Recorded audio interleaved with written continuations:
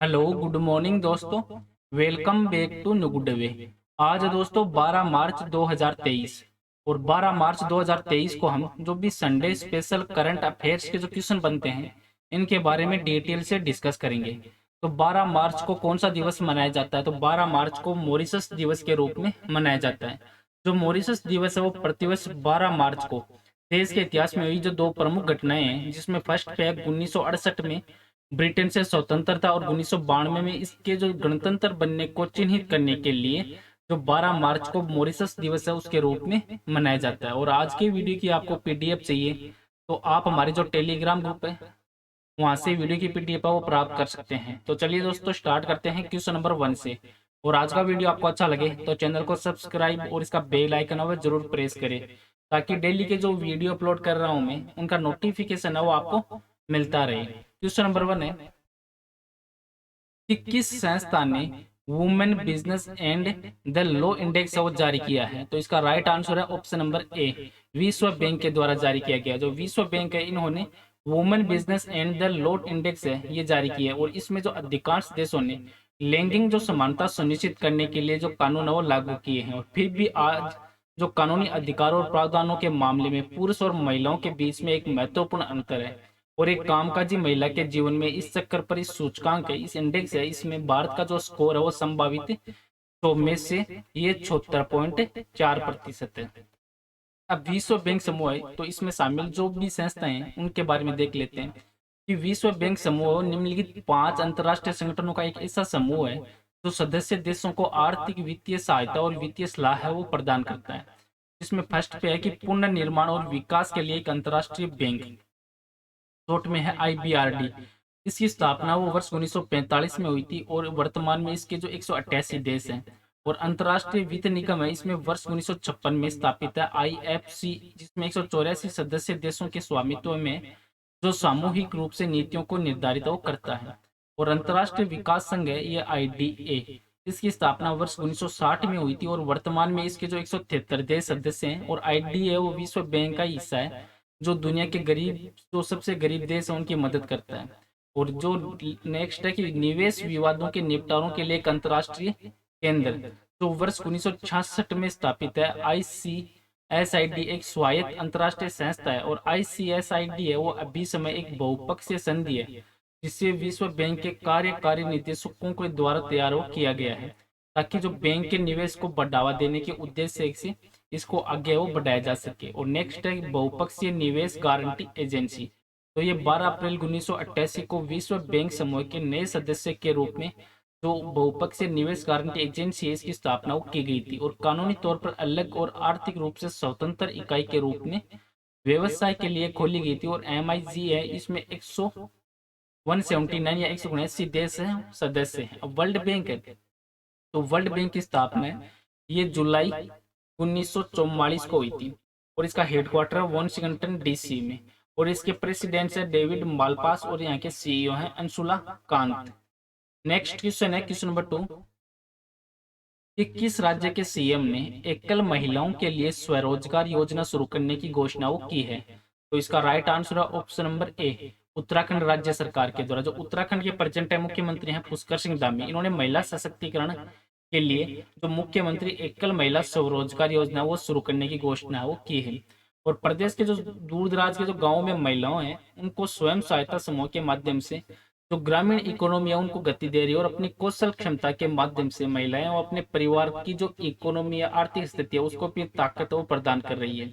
और इसी को मद्देनजर रखते हुए एकल महिलाओं के लिए जो स्वरोजगार योजना है वो शुरू की गई है। अब जो ये हाल ही में कौन कौन सी योजनाएं शुरू की गई है उन पर एक नजर डाल लेते हैं कि भूपेंद्र यादव ने आर्द्र भूमि संरक्षण के लिए आर्द्र भूमि बचाओ अभियान है इसका शुभारंभ किया है। और पर्सनल केयर ब्रांड पिलग्रिम है, इन्होंने पहली अपनी जो ईएसओपी योजना वो उसको घोषणा की है। और पर्यटन मंत्रालय ने प्रसाद योजना के तहत जो 4 तीर्थ स्थल है उनका चयन किया। और नमामि गंगे मिशन सेकंड है, इसको 2026 तक जो 22,500 करोड़ रुपए के जो बजटीय परिव्यय के साथ मंजूरी वो दी गई है। और केंद्र सरकार ने जो डिजिटल प्रतिस्पर्धा कानून पर समिति का गठन है वो किया है। और केंद्र सरकार ने जो पीएम कुसुम योजना है उसकी अवधि वो मार्च 2026 है वहां तक बढ़ा दी है। और ईपीएफओ है, इन्होंने देश भर में सभी जिलों में बड़े पैमाने पे जो आउटरीच प्रोग्राम है या कार्यक्रम है ये शुरू किया है। और राजस्थान में जो अंधता नियंत्रण पॉलिसी लागू करने वाला देश का पहला राज्य है वो बन गया है। और पीयूष गोयल है, ये स्टार्टअप मेंटरशिप के लिए मार्ग पोर्टल है, इसको लॉन्च करेंगे। और ग्रामीण विकास मंत्रालय ने प्रज्वला चैलेंज है इसको लॉन्च किया है। अब उत्तराखंड राज्य है, तो उत्तराखंड राज्य उत्तर भारत में स्थित एक राज्य है जिसको आप मैप में देख सकते हैं। और इसकी सीमाएं वो तिब्बत और नेपाल से लगती है। और इसी के साथ में हिमाचल प्रदेश और उत्तर प्रदेश राज्यों से भी जो उत्तराखंड की राज्य जो सीमा वो लगती है। उत्तराखंड के प्रेजेंट है मुख्यमंत्री हैं पुष्कर सिंह धामी और राज्यपालक गुरमीत सिंह। और उत्तराखंड की राजधानी है देहरादून। और उत्तराखंड में टोटल जिले हैं 13। नेक्स्ट क्वेश्चन है क्वेश्चन नंबर 3 कि केंद्रीय खेल मंत्री अनुराग सिंह ठाकुर है वो किस राज्य से अखिल भारतीय युवा उत्सव है इंडिया 8 2047 से इसको लॉन्च किया है। तो इसका राइट आंसर है ऑप्शन नंबर बी, पंजाब राज्य से। तो युवा उत्सव है इंडिया 8 2047 ये पंजाब के जो आईआईटी रोपड़ से जो केंद्रीय युवा मामले और खेल सूचना और प्रसारण मंत्री हैं अनुराग सिंह ठाकुर, इनके द्वारा लॉन्च किया गया है। और इस अवसर पर जो अनुराग सिंह ठाकुर है इन्होंने युवा उत्सव डैशबोर्ड का भी अनावरण वो इसमें किया है। अब ये जो लॉन्चिंग है इससे संबंधित जो इंपॉर्टेंट बिंदु बनते हैं उन पर एक नजर डाल लेते हैं कि उत्तर प्रदेश में प्रतापगढ़, उत्तराखंड में हरिद्वार और मध्य प्रदेश में धार और होशंगाबाद, राजस्थान में हनुमानगढ़, झारखंड में सरायकेला, पंजाब में कपूरथला, महाराष्ट्र में जलगांव और आंध्र प्रदेश में विजयवाड़ा, तेलंगाना में करीमनगर, केरल में पलाक्काड़ और कुड्डालोर। उसके अलावा सभी ने एक साथ युवा इसकी मेजबानी की है। जो NYKS है, नेहरू युवा केंद्र संगठन, इससे जुड़े जो युवा स्वयंसेवक हैं तथा युवा क्लब के सदस्यों के अलावा पहले चरण में युवा उत्सव प्रोग्राम जिलों के जो स्कूल और कॉलेज के द्वारा आयोजित किए जाते हैं, जिसमें बड़ी संख्या में प्रतिभागियों अपने अग्रणी युवा संगठन है नेहरू युवा केंद्र संगठन। इसके माध्यम से युवा मामले और खेल मंत्रालय देश के हर जिले में युवा उत्सव भारत 8 2047 प्रोग्राम को शुरू कर रहा है। और पूरे भारत में होने वाले इस त्रिस्तरीय युवा शक्ति उत्सव है इसके पहले चरण के रूप में मार्च और जून 2023 के बीच में एक दिवसीय जिला स्तरीय युवा उत्सव वो मनाया जाएगा। और कार्यक्रम का जो पहला चरण है वो लागू वित्त वर्ष के दौरान जो 4 मार्च से लेके 31 मार्च 2023 के बीच में 150 जिलों में ये होने वाला है।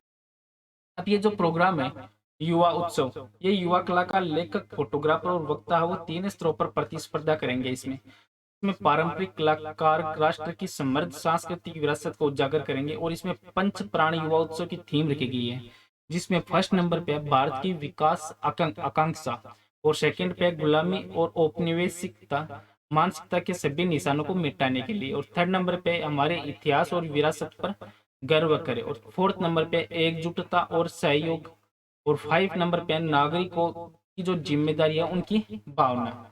अब पंजाब राज्य, तो पंजाब राज्य उत्तर पश्चिम भारत में स्थित एक राज्य है जिसको आप मैप में देख सकते हैं।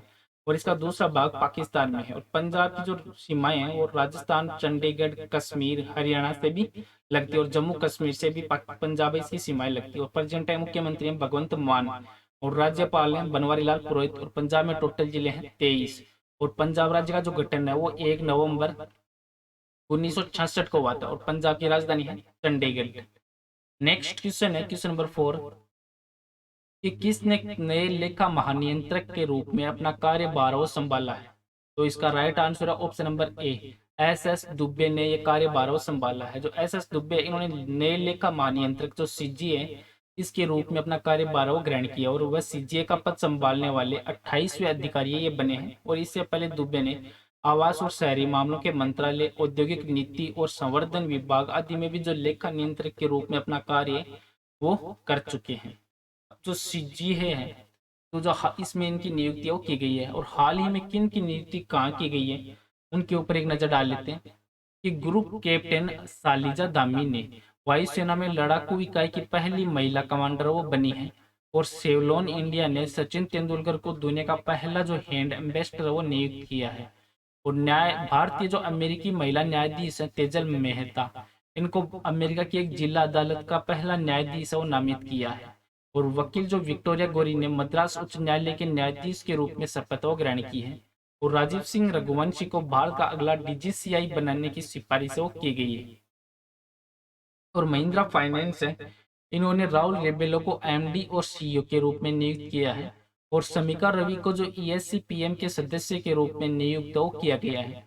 और आरबीआई ने जो जेपी मॉर्गन चेस के नए सीईओ के रूप में जो प्रभदेव सिंह है, इनकी नियुक्तियां उनको मंजूरी प्रदान की है। और मॉर्गन स्टैनली है, इन्होंने भारत के लिए अरुण कोहली है, इनको अपना नया कंट्री हेड नामित किया है। और सिद्धार्थ शर्मा ये टाटा ट्रस्ट है, इसके सीईओ बनाए गए हैं। और प्यूमा इंडिया, इन्होंने भारतीय कप्तान हरमनप्रीत कौर है, इनको अपना ब्रांड एम्बेसडर नामित किया है। और नरेश लालवानी है, तो इन्होंने मध्य रेलवे के महाप्रबंधक के रूप में अपना पदभार ग्रहण किया है। और आईआईएम अहमदाबाद ने जो प्रोफेसर भरत भास्कर को नए निदेशक के रूप में नामित किया है। नेक्स्ट क्वेश्चन है क्वेश्चन नंबर 5 है कि किसने सौर ऊर्जा में सर्वश्रेष्ठ योगदान के लिए जो सीबीआईपी अवार्ड 2022 है वो जीता है। तो इसका राइट आंसर है दोस्तों ऑप्शन नंबर डी, बेल के द्वारा ये जीता गया है। जिस बेल है तो इसकी फुल फॉर्म है भारत हेवी इलेक्ट्रिकल लिमिटेड। इसको सौर ऊर्जा में सर्वश्रेष्ठ योगदान के लिए जो केंद्रीय सिंचाई और बिजली बोर्ड है सीबीआईपी अवार्ड 2022 से इससे सम्मानित किया गया। और यह पुरस्कार वो बेल के अध्यक्ष प्रबंधक निदेशक हैं डॉक्टर नलिन सिंगाल और बेल की जो डायरेक्टर हैं रेणुका गेरा, इनको ये प्रदान किया गया है। अब इससे संबंधित जो हाल ही में कौन से अवार्ड किसको दिए गए हैं उन पर एक नजर डाल लेते हैं कि डॉक्टर पेगी मोहन ने मातृभूमि बुक ऑफ द पुरस्कार है ये जीता है। और एमआरएफ के मेमन को मिला है A T M A life time achievement award. और एनटीपीसी ने लगातार 6वें वर्ष में एटीडी बेस्ट अवार्ड 2023 वो जीता है। और ऑस्कर 2023 के लिए जो चुनी गई विवेक अग्निहोत्री की फिल्म है द कश्मीर फाइल्स। और बीबीसी इजवोटी अवार्ड है वो विनेश और साक्षी जो बीबीसी साल की सर्वश्रेष्ठ महिला पुरस्कार के रूप में सम्मानित की गई है। और ग्रैमी अवार्ड 2023 है वो रिकी केज को 30वीं बार यह सम्मान वो मिला है। और ऑस्कर 2023 समारोह में ट्रिपल आर का जो नाटो नाटो गीत है ये प्रस्तुत किया जाएगा। और अदार पूनावाला डॉक्टर पतंगराव कदम पुरस्कार से सम्मानित किए गए हैं। और अपर्णा सेन को जयपुर फिल्म फेस्टिवल में लाइफ टाइम अचीवमेंट अवार्ड है उनसे नवाजा गया है। और जम्मू कश्मीर ने सर्वश्रेष्ठ साहसिक पर्यटन का स्थल का पुरस्कार वो जीता है। और जेएसडब्ल्यू के चेयरमैन है सज्जन जिंदल, इन्होंने एंटरप्रेन्योर ऑफ द ईयर 2022 का खिताब है वो नाम किया है। भेल है तो भेल की स्थापना है ये वर्ष 1956 में हुई थी। और इसका हेडक्वार्टर वो दिल्ली में स्थित है। भेल का दिल्ली में इसका हेडक्वार्टर है। और ये भारतीय केंद्रीय सार्वजनिक क्षेत्र का सबसे बड़ा उपक्रम भी है। नेक्स्ट क्वेश्चन है क्वेश्चन नंबर 6 कि दिबांग बहुउद्देशीय परियोजना है भारत की अब तक की सबसे बड़ी जल विद्युत परियोजना है और ये किस राज्य में स्थापित की जा रही है। तो इसका राइट आंसर है option number C, Arunachal Pradesh राज्य में स्थापित की जा रही है। जो दिबांग जल विद्युत परियोजना है ये केंद्र सरकार के द्वारा लॉन्च की गई एक परियोजना है और भारत की अब तक की सबसे बड़ी जल विद्युत परियोजना है। और इसे अरुणाचल प्रदेश की जो निचली दिबांग घाटी जिले में जो दिबांग नदी पर जो चीन की सीमा के करीब स्थापित किया जा रहा है। और यह परियोजना है ये 319 बिलियन रुपए की अनुमानित लागत से जो एनएचपीसी है इसकी फुल फॉर्म है national hydro electric power corporation, इसके द्वारा ये डेवलप वो की जा रही है।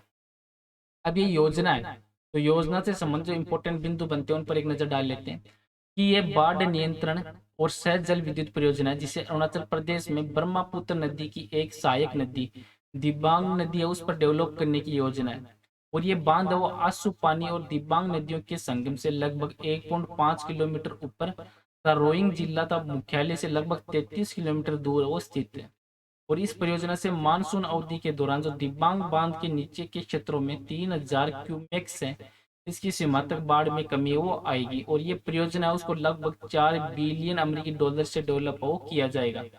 और दिबांग जल विद्युत परियोजना से प्रतिवर्ष 11,222 मिलियन यूनिट है बिजली उत्पादन करने की संभावना वो इसमें बताई गई है। अब अरुणाचल प्रदेश है तो अरुणाचल प्रदेश भारत का उत्तर पूर्वी राज्य है जिसको आप मैप में देख सकते हैं। और अरुणाचल प्रदेश का अर्थ है हिंदी में उगते सूर्य का पर्वत। और इसकी सीमाएं वो असम, नागालैंड, बर्मा, म्यांमार, भूटान और तिब्बत से लगती है। और अरुणाचल प्रदेश के मुख्यमंत्री हैं पेमा खांडू और राज्यपाल है बीडी मिश्रा। और अरुणाचल प्रदेश में टोटल जिले हैं 25। और अरुणाचल प्रदेश की राजधानी है ईटानगर। और अरुणाचल प्रदेश केंद्र शासित प्रदेश बना था 21 जनवरी 1972 को। और इसको राज्य का दर्जा कब मिला तो ये 20 फरवरी 1987 को इसको राज्य का दर्जा वो मिला था। नेक्स्ट क्वेश्चन है क्वेश्चन नंबर 7 कि कौन सा मंत्रालय जो प्रधानमंत्री भारतीय जन औषधि योजना को लागू करता है। तो इसका राइट आंसर है ऑप्शन नंबर सी, रसायन और उर्वरक मंत्रालय के द्वारा लागू किया जाता है। जो भारत सरकार है, इन्होंने 2008 में सभी को सस्ती कीमत पर गुणवत्तापूर्ण जो जेनरिक दवाई उपलब्ध कराने के लिए प्रधानमंत्री भारतीय जन औषधि परियोजना ये शुरू की है, और ये pharma and medical bureau of India है, इनके द्वारा क्रियान्वित की जाती है, जिसे पहले रसायन और उर्वरक मंत्रालय के तहत जो bureau of pharma PSU of India है, बीपीपीआई के रूप में जाना जाता था। इससे संबंधित जो इम्पोर्टेंट बिंदु हैं उन पर एक नजर डाल लेते हैं कि प्रधानमंत्री भारतीय जन औषधि परियोजना है, तो ये परियोजना को फार्मास्यूटिकल विभाग के द्वारा वर्ष 2008 में जन औषधि अभियान के नाम से शुरू किया गया एक अभियान है, और वर्ष 2015-16 में अभियान को पीएम बीजेपी के रूप में जो पूर्ण रूप दिया गया था, जिसकी फुल फॉर्म है प्रधानमंत्री भारतीय जन औषधि परियोजना। तो bureau of pharma PSU of India है, इसके लिए कार्यान्वयन एजेंसी है, और बीपीपीआई रसायन और उर्वरक मंत्रालय के तहत वो काम करता है। और बीपीपीआई है वो जन औषधि सुगम एप्लीकेशन भी ये डेवलप किया गया है, और ये दवा की कीमत सिर्फ जो 3 महंगी ब्रांडेड दवाओं के औसत मूल्य के अधिकतम 50% है, उसके सिद्धांत पर होती है। और इस प्रकार की जो जन औषधि दवाओं की कीमतें कम से कम 50% और कुछ मामलों में ब्रांडेड दवाओं के बाजार मूल्य के 80% से 90% तक है, वहां तक ये सस्ती होती है। नेक्स्ट क्वेश्चन है क्वेश्चन नंबर 8 कि ब्रह्मोस मिसाइल को रूस के एनपीओ मशीनोस्ट्रोनिया और भारतीय किस संगठन के बीच एक साझेदारी से डेवलप किया गया है। तो इसका राइट आंसर है ऑप्शन नंबर बी, ये डीआरडीओ के साथ में। तो ब्रह्मोस मिसाइल है वो एक प्रकार की सुपरसोनिक क्रूज मिसाइल है, इसे पनडुब्बी जहाज और हवाई जहाज या जमीन से भी लॉन्च किया जा सकता है, और वर्तमान में दुनिया की सबसे तेज सुपरसोनिक मिसाइल है। और डीआरडीओ और रूस के जो एनपीओ मशीनोस्ट्रोनिया उसके बीच के साझेदारी के द्वारा इसको डेवलप किया गया है, इसे ब्रह्मोस एरोस्पेस का निर्माण हुआ है। और हाल ही में जो भारतीय नौसेना है, इन्होंने ब्रह्मोस मिसाइल के जहाज से जो प्रक्षेपित शासन का जो सफलतापूर्ण परीक्षण है वो किया है। अब इससे संबंधित जो इंपॉर्टेंट बिंदु बनते हैं डीआरडीओ से, तो उन पर एक नजर डाल लेते हैं कि डीआरडीओ भारत सरकार के रक्षा मंत्रालय के प्रशासनिक नियंत्रण के अधीन कार्य करता है, और डीआरडीओ अत्याधुनिक और महत्वपूर्ण रक्षा प्रौद्योगिकी और प्रणालियों में आत्मनिर्भरता उसकी स्थिति हासिल करने के लिए भारत को सशक्त बनाने की दृष्टि से कार्य करता है, तथा तीनों सेवाओं के द्वारा निर्धारित जो आवश्यकताओं के अनुसार हमारे सशस्त्र बलों को अत्याधुनिक हथियार प्रणाली और उपकरणों से लैस करता है। और वर्तमान में इसके सदस्य हैं, तो चेयरमैन है वो डॉक्टर जीएस सतीश रेड्डी, और डीआरडीओ के चेयरमैन है। और लद्दाख में जो डीआरडीओ का जो केंद्र है वो पेंगोंग झील के पास सांगला में समुद्र तल से 17,600 फीट ऊपर है। और डीआरडीओ का हेडक्वार्टर है डीआरडीओ भवन दिल्ली में, और इसका गठन है वो 1958 में हुआ था। और उत्तरदायी मंत्री है रक्षा मंत्री राजनाथ सिंह, वो यहाँ के उत्तरदायी मंत्री हैं। नेक्स्ट क्वेश्चन है क्वेश्चन नंबर 9 कि डॉक्टर माणिक साहब ने 2023 में किस भारतीय राज्य के मुख्यमंत्री के रूप में शपथ ली है। तो इसका राइट आंसर है ऑप्शन नंबर बी, ये त्रिपुरा राज्य के जो डॉक्टर माणिक साह है, इन्होंने अपने दूसरे जो कार्यकाल है उसके लिए त्रिपुरा राज्य के मुख्यमंत्री के रूप में शपथ ली है। और विधानसभा चुनाव में भाजपा ने जो 32 सीटें जीतकर ये हासिल की है, और उनकी जो सहयोगी है आईपीएफटी, इनको एक सीट है वो मिली है। और प्रगोद किशोर जो देवबर्मा है उनकी अध्यक्षता वाली एक क्षेत्रीय पार्टी टिपरा है, वो टिपरा मोथा को तो 13 सीटों के साथ जो मुख्य विपक्षी दल के रूप में ये उभर कर आई है। अब इनसे त्रिपुरा से संबंधित इंपोर्टेंट फैक्ट बनते हैं, उन पर एक नजर डाल लेते हैं कि त्रिपुरा में जो आदिवासियों की जनसंख्या वो वर्ष 1881 में 63.77% से घटकर जो 2011 में ये 31.80% हो गई है। और त्रिपुरा वो 13वीं शताब्दी के अंत से वर्ष 1949 में भारत सरकार के साथ विलय पत्र पर हस्ताक्षर करने तक जो माणिक्य वंश है इनके द्वारा एक शासित राज्य है। और क्षेत्रफल की दृष्टि से त्रिपुरा देश का दूसरा सबसे छोटा राज्य है, और जनसंख्या के आधार पर यह पूर्वोत्तर का जो दूसरा सबसे बड़ा राज्य है। और त्रिपुरा रियासत है, इन्होंने 15 अक्टूबर 1949 को भारत संघ के साथ विलय पत्र पर हस्ताक्षर किए, और 21 जनवरी 1972 को इसे पूर्ण राज्य का दर्जा दिया गया है। और भारत सरकार और त्रिपुरा और साबिर कुमार देववर्मा के नेतृत्व में national liberation front of Tripura के बीच में 10 अगस्त 2019 को एक समझौता ज्ञापन पर हस्ताक्षर किए गए हैं। अब त्रिपुरा राज्य है, तो त्रिपुरा राज्य उत्तर पूर्वी सीमा पे स्थित एक राज्य है, जिसको आप मैप में देख सकते हो। और इसी जो सीमा है वो बांग्लादेश, असम, मिजोरम, यहाँ से इसकी सीमाएं वो लगती है। और त्रिपुरा के प्रेजेंट मुख्यमंत्री हैं माणिक शाह और राज्यपाल रमेश बेस। और त्रिपुरा की राजधानी है अगरतला। नेक्स्ट क्वेश्चन है क्वेश्चन नंबर 10 कि कोटक जो कोटक एमएफ है, इन्होंने किस दिवस को मनाने के लिए डिजिटल अभियान है वो शुरू किया है? तो इसका राइट आंसर दोस्तों ऑप्शन नंबर सी, अंतरराष्ट्रीय महिला दिवस के अभियान को के तहत शुरू किया गया है। तो Kotak Mahindra asset management company है, इन्होंने digital innovation and technology for gender equality है नाम से एक नई डिजिटल अभियान है, इसको शुरू किया है, जो हैशटैग इंक्लूड ऑल के साथ सभी के डिजिटल समावेशन है इसका आह्वान वो करता है। अब जो हाल ही में तो 11 मार्च से पहले कौन कौन से दिवस वो मार्च मंथ में मनाए जाते हैं, तो इन पर एक नजर डाल लेते हैं कि 1 मार्च को शून्य भेदभाव दिवस के रूप में मनाया जाता है, और 1 मार्च को ही विश्व नागरिक सुरक्षा दिवस, और 3 मार्च को विश्व वन्य जीव दिवस, 4 मार्च को राष्ट्रीय सुरक्षा दिवस, और 4 मार्च को कर्मचारी सराहना दिवस, और 4 मार्च को रामकृष्ण की जयंती के रूप में, और 8 मार्च को अंतर्राष्ट्रीय महिला दिवस, और 9 मार्च को धूम्रपान निषेध दिवस, और 10 मार्च को CISF है इसका स्थापना दिवस के रूप में मनाया जाता है। चलो दोस्तों, आज का वीडियो है वो यहीं पे समाप्त करता हूँ। वीडियो आपको अच्छा लगे तो चैनल को सब्सक्राइब और शेयर जरूर करें। Thank you all of you.